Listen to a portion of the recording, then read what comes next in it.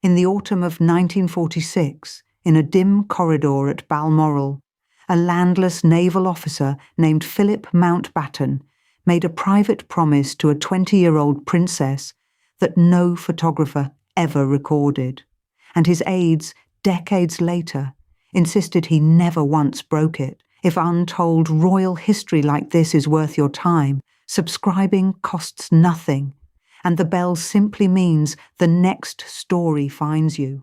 Hold that image of the corridor in your mind. Everything that follows is the test of whether he kept his word. We do not know the exact words. That is the honest place to begin. But the men who served him longest told it the same way each time they were asked, years and years apart, and the version never really changed. He promised to stand a step behind her, always, and never to leave. Think about who was saying it.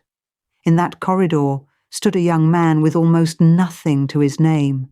Philip was a Prince of Greece and Denmark by blood, yes, but the title was thinner than it sounded. He had no country of his own. Greece had thrown his family out when he was a baby. He was carried out of the kingdom, the story goes, in a cot made from an old orange box. No throne waited for him anywhere. No fortune sat in any bank. His family had been scattered by war and worse. His father drifted off to the south of France. His mother, Princess Alice, had suffered a breakdown and spent years in a sanatorium. His 4 sisters had married German noblemen, some with ties to the Nazi regime, which made them impossible to invite to anything for a very long time. So here was a man who was royal on paper and orphaned in every way that mattered, standing in a Scottish castle that belonged to the girl he loved, owning nothing he could offer her but himself. And that is exactly what makes the promise strange.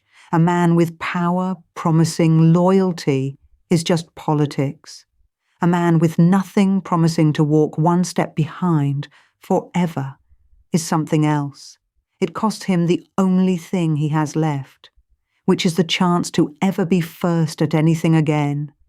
To understand why a vow like that even needed making, you have to go back 7 years earlier to a summer day and a set of tennis nets. It was 1939. The place was the Royal Naval College at Dartmouth on the Devon coast.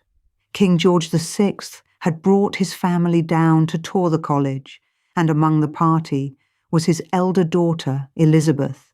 She was 13 years old, serious, shy, watchful, in the way of a child who already knows too much is expected of her. The cadet assigned to keep the young princesses entertained was a tall, blonde, blue-eyed 18-year-old. Philip. He was, by every account, showing off. There was a tennis court, and rather than walk around the nets like a normal person, he leapt over them again and again, jumping the tennis nets back and forth, while a 13-year-old girl watched, transfixed. Her governess, Marion Crawford, wrote about it afterwards, and biographers have leaned on that account ever since. Elizabeth, she said, never took her eyes off him. Not for a moment. She watched this athletic older boy vault the nets, and she was, in the plain word Crawford used, smitten. And here is the part that history has never quite gotten over. She never looked at anyone else again. Not seriously, not really. From that summer afternoon on the Devon coast at the age of 13, Elizabeth had decided something in a quiet, immovable way that would define the rest of her life. She wanted him. Now put yourself in the palace's shoes for a moment, because this is where it gets complicated. Elizabeth was not just any girl with a crush on a naval cadet. Her uncle, Edward VIII, had abdicated the throne in 1936, only 3 years before Dartmouth, to marry the American divorcee Wallis Simpson. That abdication had shoved her shy, stammering father onto a throne he never wanted, and it had made Elizabeth, at 10 years old, the heir to the crown. So she was not free. She was the future. The whole machinery of the monarchy was already arranging itself around her, and the man she had fixed her heart on was on paper a nightmare of a candidate, a penniless foreign prince, a family with German connections in the very years Britain was going to war with Germany. No money, no land, no realm. The courtiers around her father were not thrilled. Some were openly against it. He was, in their eyes, an outsider who had wandered in from a broken continent and set his sights on the crown jewels. But Elizabeth did not waver. Through the war years, she wrote to him. She kept his photograph on her dressing table. When he came to visit, the staff noticed the change in her, the way a guarded girl lit up. She was making a choice, slowly and completely, and no argument from the great and the good was going to move her. Which brings us back around to that corridor at Balmoral in the autumn of 1946. By then, Philip was 25, a decorated officer who had served with real distinction in the war. He had been at the Battle of Cape Matapan. He had stood on the deck of a British destroyer in Tokyo Bay when Japan surrendered. He was a serious naval man with a serious future ahead of him in the service he loved. And in that Scottish house, quietly, out of sight, he and Elizabeth reached their understanding. The promise, whatever its exact shape, was made there, a step behind her, always, and never to leave. They married a little over a year later, in November 1947, at Westminster Abbey. It was a burst of colour in a grey, rationed, bombed-out Britain, and the crowds loved it. 200 million people, they said, listened on the radio. To the public it looked like a fairy tale. The handsome prince, the young princess, the balcony, the waving. But look at what it actually cost him to get there, because the price of admission was brutal, and he paid every penny of it in the weeks before the wedding. First, the titles. To marry Elizabeth, Philip renounced his Greek and Danish titles. The Prince of Greece and Denmark simply stopped existing, on paper, by his own hand. He gave up his royal styling entirely. Then the religion. He converted from the Greek Orthodox Church to the Church of England. Then the name. He was not permitted to marry an English princess as a foreign prince, so he took a new surname, an anglicised version of his mother's family name, and became plainly Lieutenant Philip Mountbatten. The prince became a Mr. with a naval rank, and then in time, the career itself. The Navy was not just a job to Philip. It was the one place he had ever fully belonged, the one arena where he was measured by what he could do rather than who he had married. He was good at it, genuinely, seriously good, on track for high command. And he would, before long, have to give it up completely and permanently, to stand beside a wife whose job could never be given up. Ask yourself what you would give up for the person you loved. Now double it.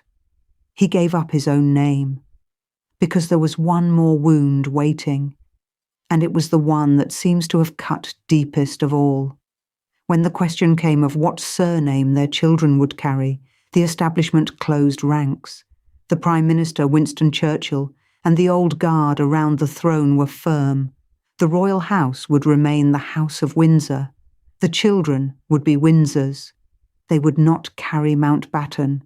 They would not carry their father's name at all.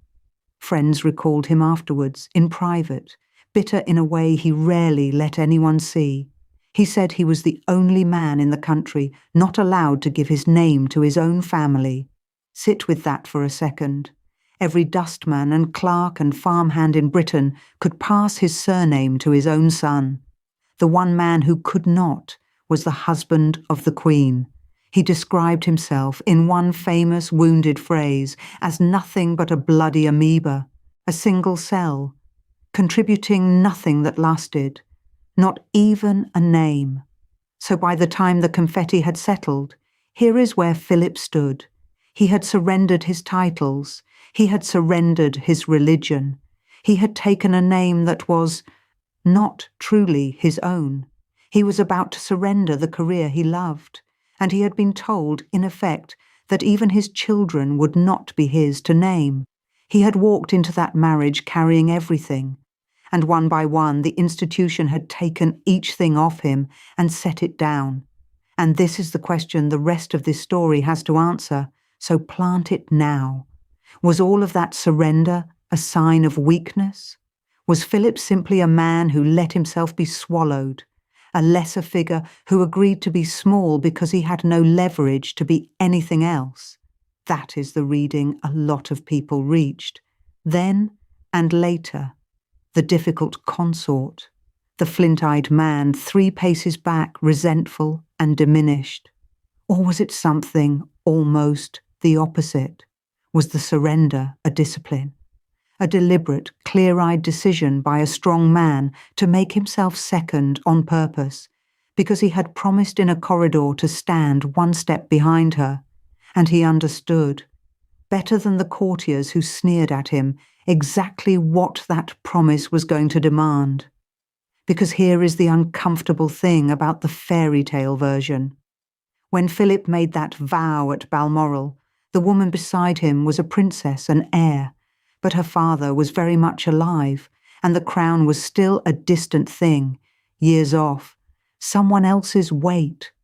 He was promising to walk behind a future queen. In practice, for those first years they lived something close to a normal life. He got a posting in Malta. He commanded his own ship there, a frigate, and by every account, those Malta years were the happiest of his life.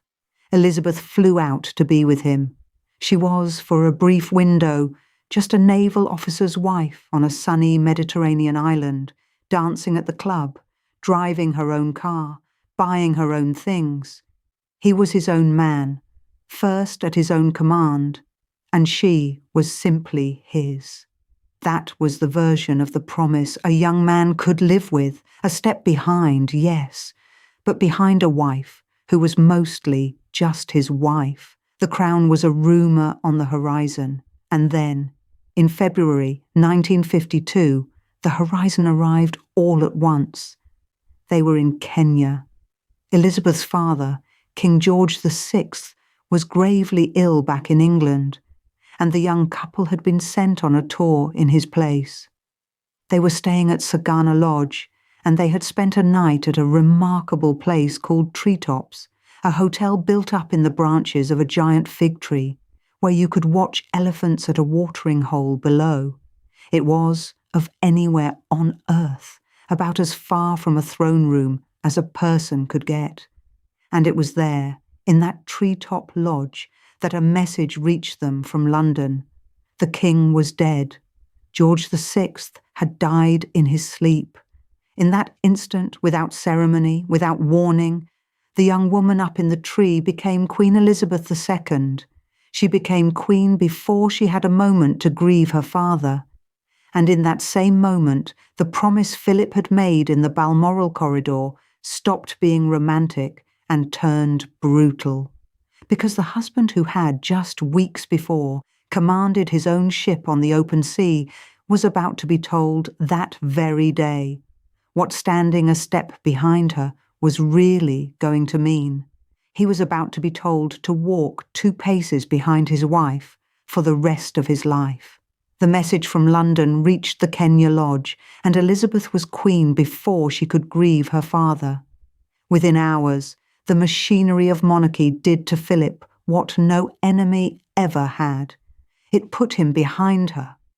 The man who had commanded a ship in wartime was now told to walk 2 paces back, to enter a room after his wife, to have no rank of his own inside his own marriage. And it was Philip who had to tell her. They were at Treetops, a small lodge built up in the branches of a fig tree in the Kenyan bush, watching elephants at a watering hole. She had gone up the tree, a princess. The news that George VI had died in his sleep at Sandringham came through in pieces, confirmed by a local journalist before it ever reached the royal party properly. Her private secretary knew first. He told Philip, and Philip, according to the men who were there, took his wife out into the grounds, walked her away from the others, and broke it to her himself. One of them said he looked as if half the world had fallen on him. He understood in that moment exactly what it meant, not just that her father was gone, that the life they had built was gone too. Picture it. One phone call, and the man who gave the orders now waits to be told when to speak. They flew home almost at once. Elizabeth landed in London dressed in black, a small figure coming down the aircraft steps to a line of grey-faced old men in mourning coats, the Prime Minister among them. From that tarmac forward, everything reversed.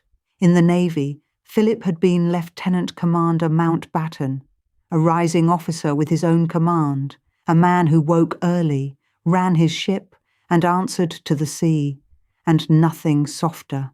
That was over. The Navy years were the last time he was fully his own man, and he knew it as he stepped onto that runway. He never went back to active service. He was 30 years old. Think about what that costs a certain kind of man. He did not marry into a quiet life. He married a job that had no hours and no exit, and the job was to stand slightly behind someone else for the rest of his life and smile while he did it. Then came the fight over the name, and it was uglier than the public ever knew. When Elizabeth took the throne, the question of the family's surname went to the government and the courtiers. Philip assumed, reasonably, that his children would carry his adopted name, Mountbatten. He was their father. He had already given up his Greek and Danish titles to marry her. He expected this one thing. Instead, the Prime Minister and the Queen's grandmother, Queen Mary, moved firmly against it. The old guard wanted the royal house to stay Windsor, the name George V had chosen. The decision came down through the cabinet, and it was final. The house would be Windsor, not Mountbatten. Philip did not take it quietly. Friends and staff recorded his reaction in language that still stings. He said he was the only man in the country not allowed to give his name to his own children. And in one bitter private outburst, quoted by more than one biographer since, he said he was treated as nothing but a bloody amoeba, a single cell, useful for one function, then filed away. That was how the establishment made him feel in the first months of his wife's reign. He had surrendered his career, his name, his country, and the freedom to walk into a room first. And the men who ran the palace looked at him and saw a problem to be managed. Because that is what they did. Staff watched him bristle at the courtiers, the private secretaries, and household grandees who had run the monarchy for decades and had no intention of letting a foreign-born naval officer near the levers. They kept him out of the state papers. They kept him out of the meetings. When he suggested changes, they smiled and did nothing. To them, the consort was decoration. He was there to stand a pace behind the Queen at ceremonies, to be photographed, to father the heir, and otherwise to stay out of the way. One aide from those years described the atmosphere plainly. The men around the throne regarded Philip as an outsider to be endured, not a partner to be used. He hated it. Everyone who worked near him agreed on that. A man built to command was being asked to ornament, and it showed on his face. That face is what the public learned to read. Over the 50s, the image hardened into the one most people still carry, the difficult consort. The flint-eyed man 3 steps behind the Queen, jaw set, eyes cold, looking as though he would rather be anywhere else. Photographers caught him at state occasions standing that exact measured distance back, and the establishment, which had never warmed to him, was happy to let the picture stand, stern, prickly, resentful. That was the Duke of Edinburgh. The country was sold. And then came the part the newspapers really wanted. In 1956, Philip left on a long tour aboard the royal yacht Britannia. The official purpose was to open the Olympic Games in Melbourne and to visit far-flung corners of the Commonwealth that rarely saw a royal face. The reality was that he was gone for months. Something close to 4 months at sea and abroad, away from his wife and his 2 small children, moving from island to island across the far side of the world. He crossed the equator, visited Antarctic research stations, tiny outposts most people could not find on a map, and in the palace he left behind. The whispers started. While he was away, his private secretary, a man named Michael Parker, became the subject of a very public and very messy divorce back in London. The papers pounced. If one man on the Britannia was in trouble with his marriage, they hinted, why not the other? The rumours ran ahead of any evidence, reported friendships with other women, parties in the wardroom, a husband who had put an ocean between himself and his life. Biographers who examined those years found plenty of gossip and very little proof. But the shape of the story was too good for the press to leave alone. The palace was forced into something it almost never does. It issued a formal denial that there was any rift between the Queen and the Duke. A denial from Buckingham Palace, of course, tends to make people believe the opposite. This is the Philip the newspapers sold you. The cold husband 3 steps behind, the wanderer who vanished for 1/3 of a year, the man whose marriage the palace had to publicly insist was fine. Keep watching, because the people inside the palace saw someone else entirely. Let me be careful here, because this is where the story is easiest to get wrong. What is documented is the tour, the length of it, the timing of the Parker divorce, the palace denial.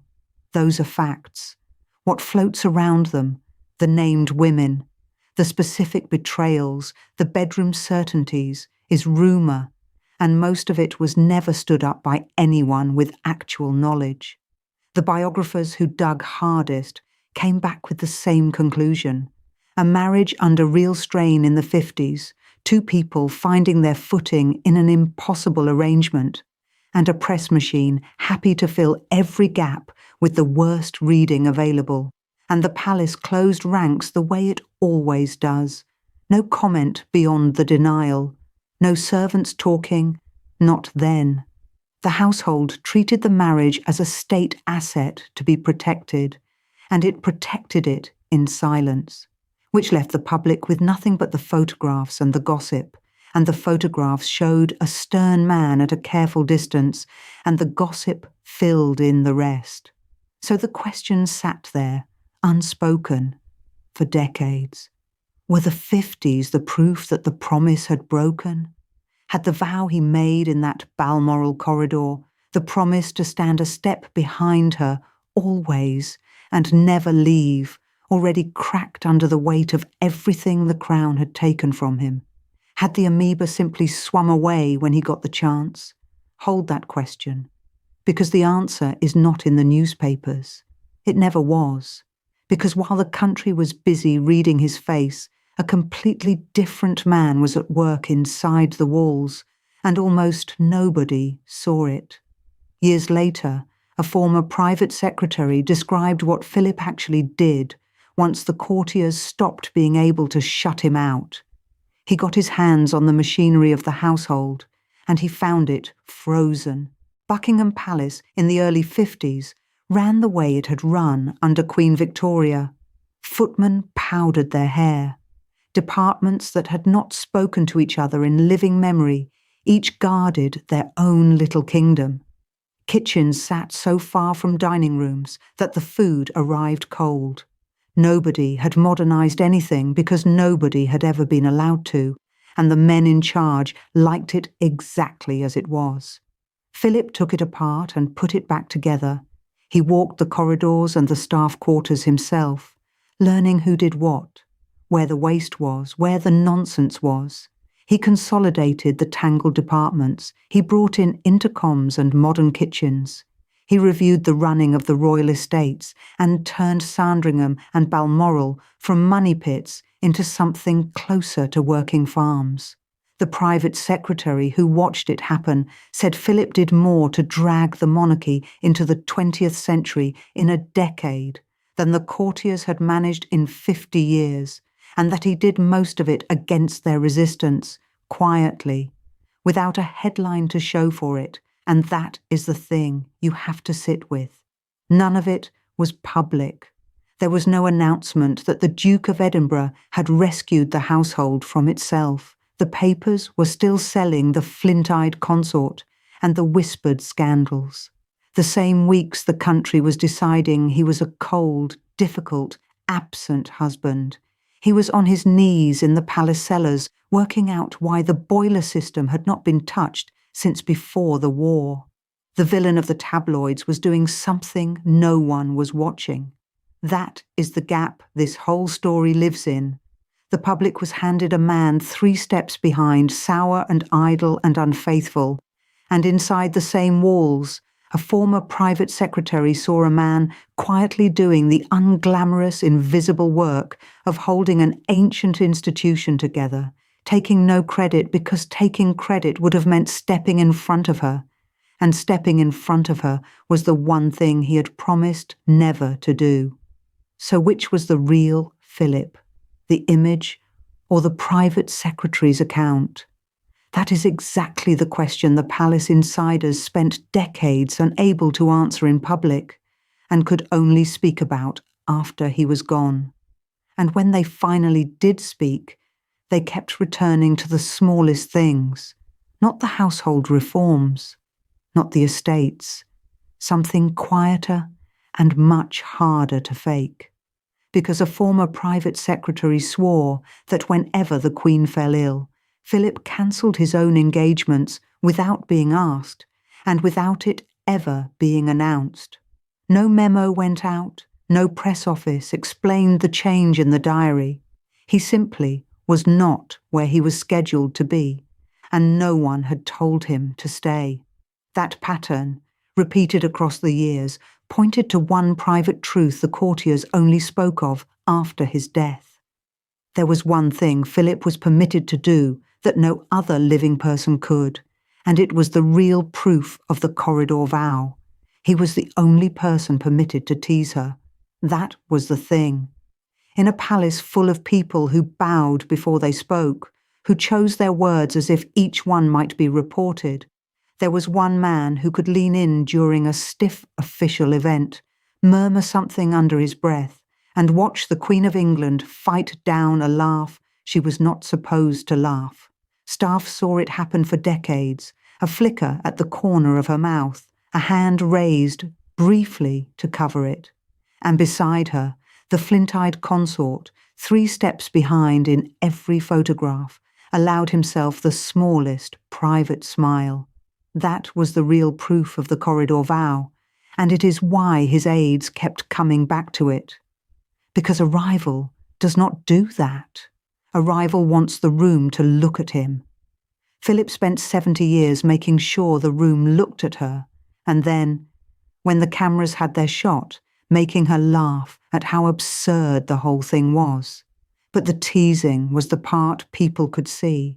The larger devotion happened where no one was watching at all. Inside the palace, the courtiers were not always kind. They were a class of men who had run the royal household for generations, and they regarded Philip, the landless outsider, with a cool suspicion that never fully thawed. A former private secretary described the quiet warfare of it, the slights delivered in perfect politeness, the decisions made without consulting him, the endless small reminders that he was, in their eyes, a guest in his own marriage. And here is what the staff noticed. Most of it never reached the Queen. Philip absorbed it. He stood between his wife and 1,000 small humiliations she never heard about, because he made certain she never heard about them. When a courtier tried to embarrass him, he took the blow and said nothing to her.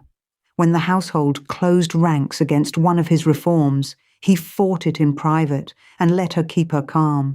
She ruled a crown. He ran the interference quietly, for a lifetime.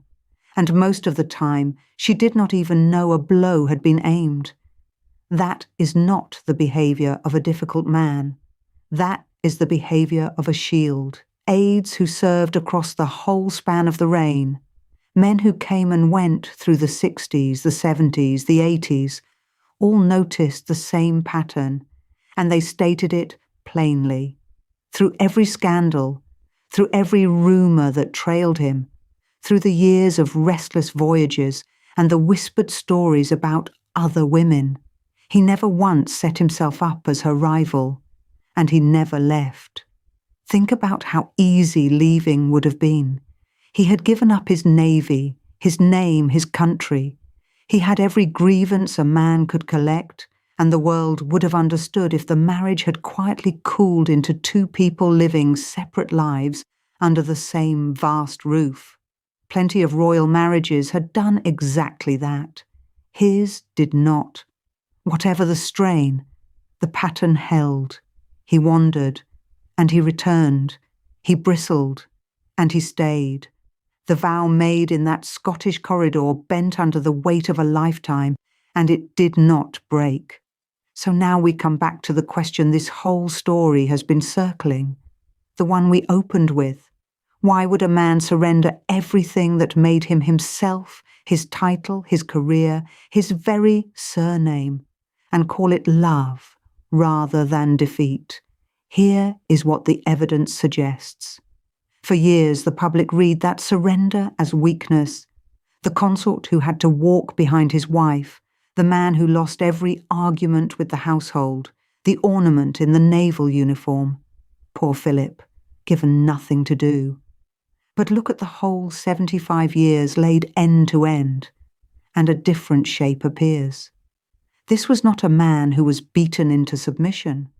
This was a man who chose a discipline and held it deliberately every single day, for longer than most marriages last in total. Giving up your name once, in the heat of being young and in love, is an impulse.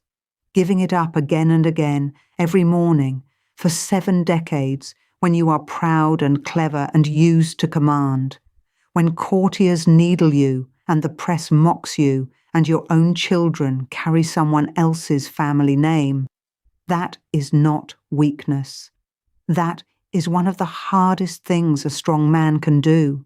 It is control, sustained past the point where anyone would have forgiven him for stopping. The surrender was the achievement. That is the turn the public never made, and the people inside the palace made it long ago. And then, once in a very long while, the Queen made it too, out loud. April 1997. The Golden Wedding. 50 years since the November day in 1947, when she married the man who gave up his name to do it. There was a celebration, and Elizabeth stood at a lectern to speak, which was itself unusual, because she spent her whole life saying as little as the job would allow. She almost never said what she felt out loud. So listen to the words she chose. She spoke about her husband, and she said he was, quite simply, her strength and stay all these years. Strength and stay. 6 plain words from a woman who had made an art form of revealing nothing. She went on, in that same address, to say that he was someone who did not take easily to compliments, but that he had, quite simply, been her strength and stay all these years, and that she, and his whole family, owed him a debt greater than he would ever claim, or they could ever know. Understand what that admission cost her, and what it confirmed. This was the most private public figure of the 20th century, telling the world that the man 3 steps behind her was in fact the thing holding her upright, not her prime ministers, not her courtiers, not the machinery of the crown. Him, the landless naval officer from the corridor. 50 years on, she looked at the whole arrangement, the sacrifice and the strain and the surrendered name, and she gave it its true name in front of everyone. Strength and stay. The man who was told he could not give his family his name had in the end given his wife something no name could match. So what do we do with the scandals? Because they were real, and an honest account does not tidy them away. The long voyages did happen. The reported friendships with other women did trail him through the 50s. Biographers have combed every rumour, and the whispers were loud enough that the public built a whole picture out of them. The picture of the difficult, roving husband who could not settle. Here is the measured verdict. Not one of those rumours was ever proven. No letter surfaced, no confession was made. What survives is exactly what it was at the time. Gossip attached to a glamorous, restless man who spent months at sea, framed by a press that found the loyal version too dull to print. That does not make him a saint, and no serious account claims he was one. But set the pattern of wandering beside the pattern of return, and ask which one actually described the marriage. Because a man is not defined by the nights he was restless. He is defined by where he chose to be when it counted, and every time it counted, when she was ill, when the crown was under attack, when the family fractured around them. Philip was in the same place, a step behind her, cancelling his own engagements without being asked, standing between her and the courtiers. The wandering made headlines. The returning made a life. One of those was the truth of him, and it was not the one the tabloid sold. If a story like this one, the version told by the people who were actually in the room, rather than the version you were handed, is the kind of thing you want more of, then subscribing costs nothing, and it keeps these accounts coming. The bell means the next one finds you, instead of getting lost. That is all. Now let me take you to the last image, because everything this story has been building toward is sitting in a single photograph. April 2021. Philip died on the 9th at Windsor, a few weeks short of his 100th birthday. 73 years married. And because the country was still in the grip of the pandemic, his funeral was not the great state spectacle it would have been in any other year. 30 mourners. Distance between them. Masks. St. George's Chapel at Windsor, a building made to hold hundreds, nearly empty, and there is a photograph from that day that stopped people cold, and still does. Elizabeth, 94 years old, sitting alone in the choir stalls, a small figure in black, a black mask over her face. Around her, an ocean of empty carved wood, the vast quiet of the chapel pressing in on one bowed old woman. 73 years she had never once sat in a public pew without him a step behind her. Now the seat beside her was empty, and the whole world watched her sit with that emptiness, upright, saying nothing, the way she had said nothing her entire life. Look at that photograph again, because everything you have heard tonight is sitting in that empty seat beside her. Every sacrifice is in that chair. The Greek and Danish titles he renounced, the Navy career he loved and gave up, the surname his children never carried, the years of courtiers' cruelty he absorbed so it never reached her, the teasing that made her laugh until she wept, the strength and the stay, all of it, 73 years of a promise distilled into the space of one empty seat in a nearly empty church. And this is the part his aides could not stop returning to after he was gone. They looked at that image of the widowed queen alone in the pew, and then they pointed backwards, all the way back 75 years, to a corridor at Balmoral in the autumn of 1946, to a young naval officer with no country, no fortune, and a family scattered by the war, standing in a Scottish house and saying something to a 20-year-old princess that no photographer recorded, a step behind her, always, and never to leave. His closest staff, the men who had watched the whole thing up close for decades, said only one thing about the distance between that corridor and that pew. They said he had, at last, kept it to the end. That is the answer to the question we started with. Did the promise made in a Balmoral corridor 75 years earlier actually hold across a lifetime, through the abdicated career and the surrendered name and the whispered scandals and the brutal moment in Kenya when his wife became his sovereign? The people who were there, who had every reason to know, said yes, not in a grand speech, not with proof they could hand you, just a quiet pattern they had watched for 50 and 60 and 70 years. He never made himself her rival. He never left. When the promise turned brutal, he held it. When the rumours were loud, he held it. When she was queen and he was 3 steps behind, he held it. And when the whole thing ended in a chapel in April 2021, the holding was over, because he had done what he said he would do in a corridor no camera saw. See it whole now, and the gap closes. The public spent 70 years looking at a flint-eyed man 3 paces behind his wife and deciding he was cold or difficult or trapped. The staff spent those same 70 years watching a different man entirely. Not the ornament in the uniform, a landless outsider who chose deliberately, as a lifelong discipline, to spend the whole of his adult life a step behind the woman he served, and to make that surrender look, from the outside, almost like nothing at all. That was the trick of it. The devotion was so total, it became invisible, and the world mistook the invisibility for indifference. Elizabeth did not make that mistake. She sat in that empty pew because she knew exactly what had been sitting beside her for 73 years, and exactly what the empty chair now meant. The promise was made where no camera could reach, in a corridor at Balmoral, between 2 people the world had not yet learned to watch, and it was kept, in the end, in a place no camera could follow either, in the quiet inside a marriage, held there by a man who never once explained himself and never needed to. 2 people, 1 vow, a step behind her, always, and an empty chair in a vast and silent chapel where he finally stepped away.